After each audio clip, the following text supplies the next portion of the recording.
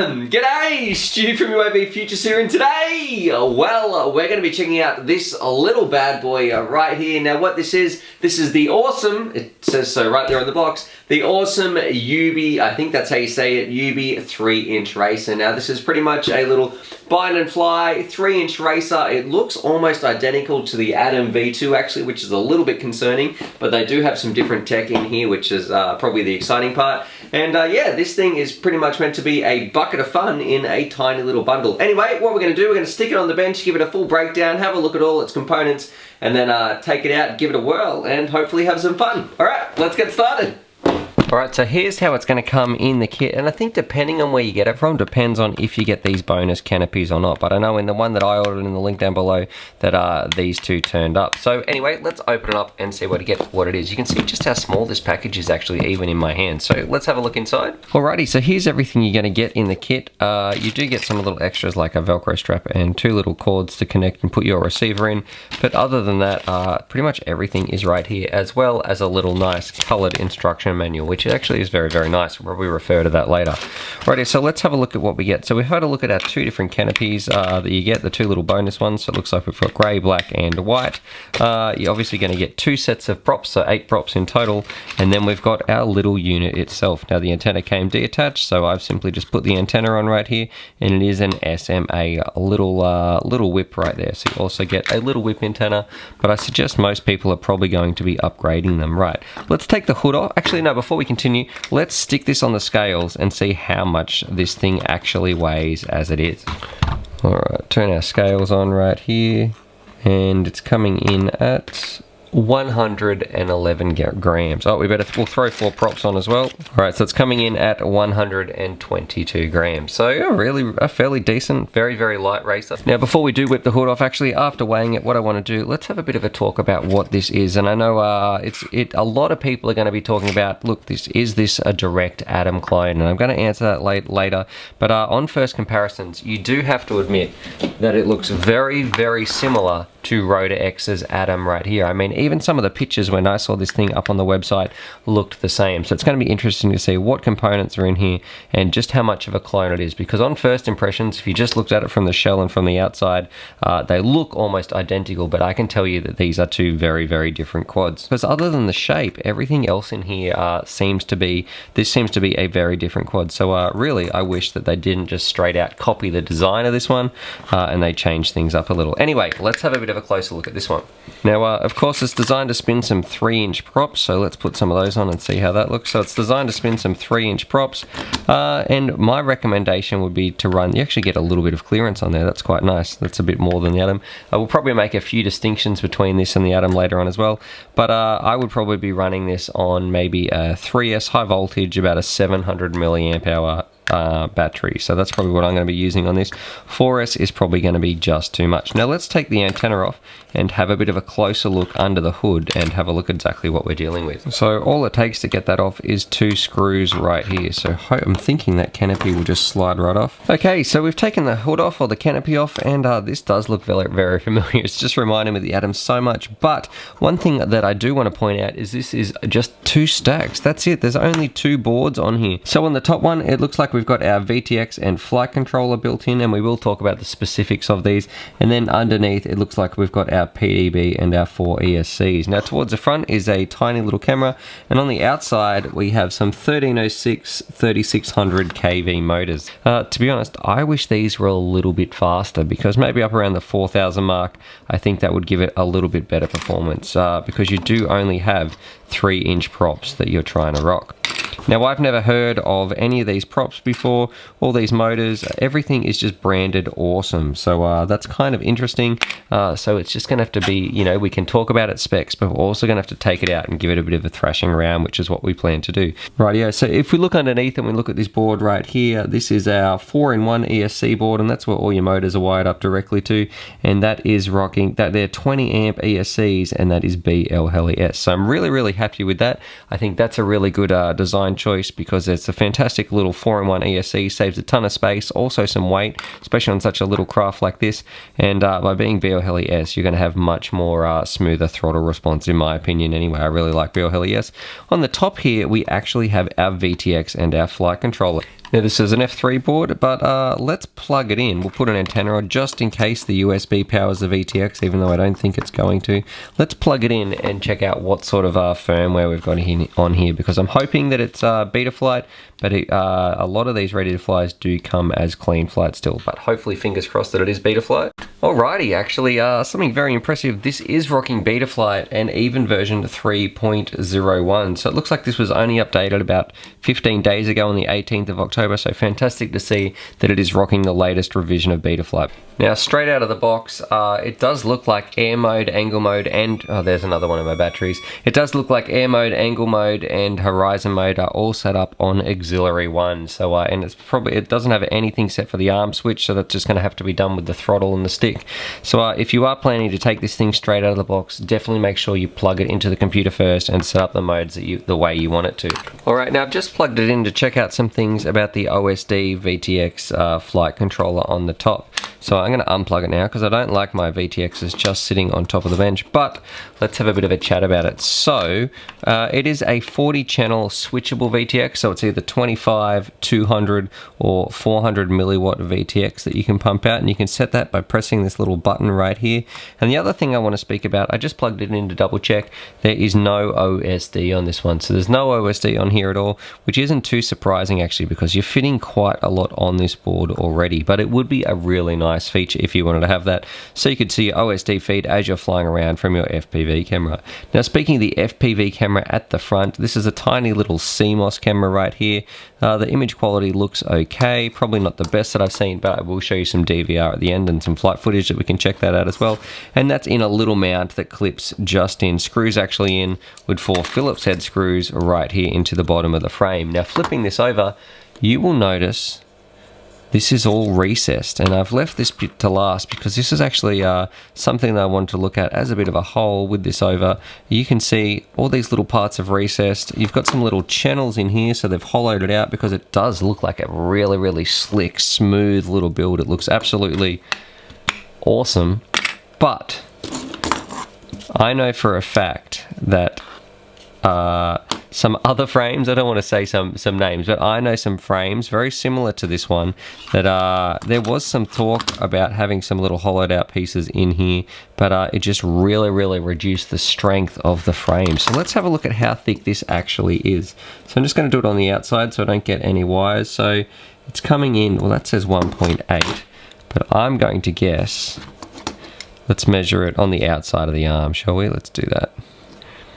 So it's about a 2mm frame. So I know that's a little bit out of focus, but a 2mm frame, and then again, they've hollowed it out to make it even thinner. So maybe if I can lift some of this up, you guys will be able to see that little cutout right there. So that looks like it's been milled down to about 1 mil. So you've only got 1 mil of carbon through the center of that. So you can see the flex too. Like this thing, I really worry about it in crashes. That's probably my biggest worry about this. If you come down and hit this on, even on grass or something like that, it's probably, I'm going to say, wouldn't have too much faith that you might be snapping an arm, which is a bit of a shame because honestly, they should have like a 3mm plate without any of that hollowing out. We're happy to screw those things into the bottom. We don't need them to be recessed at all, because every single bit of carbon you mill out here, you're making your arms weaker. And when you're milling out like 50% of that carbon down from 2 mil to 1 mil, you really don't have too much carbon to play with. So I wish that was something that I would strongly recommend the people over there to change. And I'm sure time will tell if people start posting lots of these and saying my arm broke, or in the comments below, if you've been flying around one of these and you've had heaps of crashes and no issues so far, let me know that. And if you've been flying around yours and then it broke, you know, let me know what sort of crash did it break in. You know, if it was a big one, fair enough, but if it was something light and it broke, I'd like to know that as well. So it's basically so we can get more data for you guys and sort of make those calls on some ways to improve this, or things to watch out for.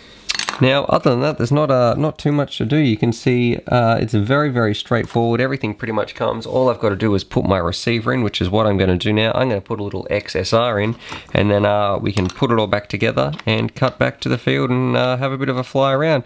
One thing I will note too, there's no real way for you to mount your receiver antennas out of this quad, which is a bit of a shame. So what I'm going to do, I think I'm going to drill some little holes in the canopy right here. I mean, I've got 3 to play with, and we'll see how it goes. I'll see if I can get my mate Trev to do some 3D printing magic, and we'll come up with something.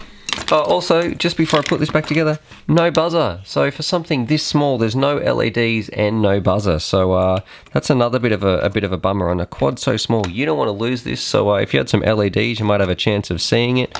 And if not, at least put a buzzer on here. But there's nothing in here, unfortunately, which is a bit of a shame as well. Righty, so I've put it all together. I've put my receiver in there. I've set up my VTX to the correct channels and all those sorts of jazz. And all I've got to do is now just get that little adapter sort of part from Trev, who's going to 3D print some stuff for me, and we should have a nice little receiver antenna. And I do, the XSR that I'm using in here is missing 1 antenna, so I'm going to happily fly around with just this one though, so that should be alright. I don't plan to go too far with the range on these little bad boys, but overall, pretty cool little quad. Hopefully it flies really, really well. One thing to mention, I do wish in that this back sort of part, they could have maybe some more cutouts or something like that, because even just a tiny window where I could press, even something really, really small, 1 or 2 mils big, where I could press to change my VTX channel. I think that's really important, because if you get to the field and someone wants to race against you and you've got to change your channels, you do have to take the canopy off in this stage. And then over on this side, same little thing, you can't really see very much just here, so that's a little bit annoying. So you need to have the canopy off so you can actually see what VTX channel you're going to be changing to. And then right here, if something goes wrong, just a tiny little cutout would be good, so we could still use our USB little adapter, so we could still plug that in. So you can still, pretty much all that functionality of being able to access and change things on the quad, it'd be nice if you could do that without having to pull the canopy off. Now, I chose to go with the grey one because when I was using the white, it just felt too much like my Atom. So another little cool recommendation, you know, grey, white and black, they're okay, they're pretty stock standard, but come out with some really far out colors, so some things that would make this actually look really, really cool, because I've seen a ton of black and white ones recently. And anyway, this is what we've got, and this is what we're going to be using. So what I want to do now, let's cut down to, just before we go, just to mention, this is an XT30 connector, so when you're using your batteries, about a 3S I recommend on this, make sure that you do have an XT30 connector, or if you've only got XT61s, build yourself a little adapter. Anyway, let's cut down to the field because I can't wait to zip this thing around, so it should be awesome. Down here in the field, we've got the little awesome Youbi right here, so I guess pretty much the Atom clone. So what we're going to do, let's rip it around this course that we've made. I don't know how much you can see, but we'll see how it goes, and I'll record some of the DVR, because obviously this thing can't hold a GoPro. So let's put a battery in and get to it. Alrighty, so here it is, like how it comes out of the box, and look at those vibrations, absolutely disgusting. So it was okay on some of the punch outs, but it just seemed in that mid hover range, that mid throttle sort of range, it was very, very annoying. So I thought I better bring it in, because I wasn't going to fly it like this, so we better put some different props on or something like that. Alrighty, so let's try this again, a bit of take 2, because I wasn't too happy yesterday with how this thing was flying. Maybe it was over propped on these tiny little motors. So I've put some different props on here. I put my little antenna mod on there. Thanks very much, Trev. And let's record some DVR footage. I'm just going to do it in this little park, or I guess like an AFL oval, because it's probably going to rain later, so I want to try and get some footage of this thing flying around. Hopefully we don't have those oscillations that we did have yesterday. Anyway, let's give it a go.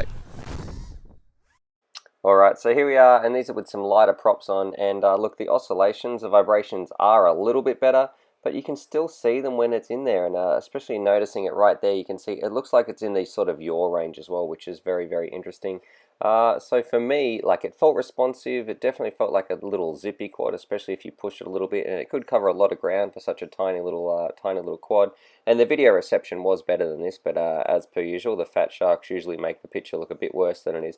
But in terms of the oscillations, yeah, I don't know what's going on, because most of the quads that I fly straight out of the box seem really, really good. But this one just happened to be, no matter what the default PIDs were or anything like that, this one seemed to have some oscillation. So I don't know if it's like a bit of a motor or a prop combo or some sort of issue there.